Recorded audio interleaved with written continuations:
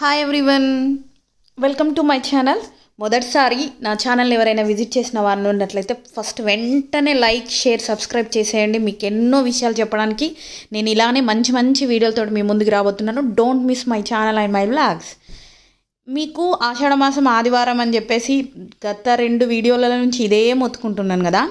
So ఆషాఢ మాసం ఆదివారం అమ్మవారికి ప్రత్యేకత అని చెప్పేసి మహాలక్ష్మి యాగం చేసుకున్నాం. ఓకే, నెక్స్ట్ ఆ రోజే ఫ్రెండ్షిప్ డే కాబట్టి కిట్టి వాళ్ళతోటి ఫ్రెండ్షిప్ డే సెలబ్రేషన్ చేసుకున్నావు. ఓకే, మరి నాకెప్పుడు టైం ఇస్తున్నావు అని చెప్పేసి మా చెల్లె ఒక్కటే గోల అండి.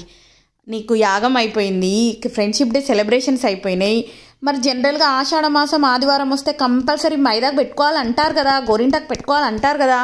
మరి నాకెప్పుడు టైం ఇస్తానో, నేను ఎప్పటి నుంచో అంటానో మైదాకు పెట్టుకుందామే అని చెప్పేసి నాకెప్పుడు టైం ఇస్తాను అని చెప్పి మా చెల్లె సాటర్డే ముందు రోజు నుంచే నాతో గోల పెట్టేసుకుంది.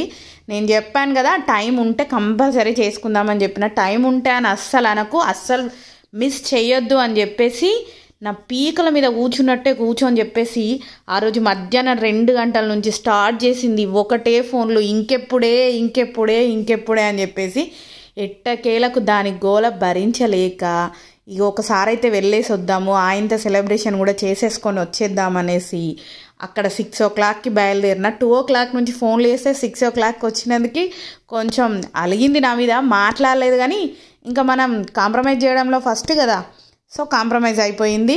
తర్వాత అదే మాట్లాడింది.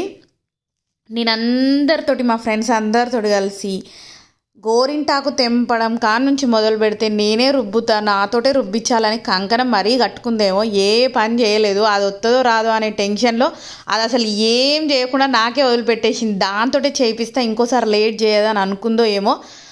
గోరింటాకు తెంపడం కాడ నుంచి మేము వచ్చాకనే స్టార్ట్ చేసి రుబ్బేసుకొని ఒకరికొకరు ఇక్కడ ఇలా మైదాకు పెట్టేసుకొని, అలాగే దాంతోపాటు ఫ్రెండ్షిప్ డే సెలబ్రేషన్స్ కూడా ఇలా చేసుకున్నాము. ఫస్ట్ యాక్చువల్గా బ్యాండ్స్ కట్టుకోవాలి, బట్ ఆ విషయం మర్చిపోయినాము. కాబట్టి ఇలా అయినా లాస్ట్కి ఎండింగ్ టచ్ ఇచ్చాము. మీకు అందరికీ ఈ వ్లాగ్ నచ్చిందని అనుకుంటున్నాను. Thank you.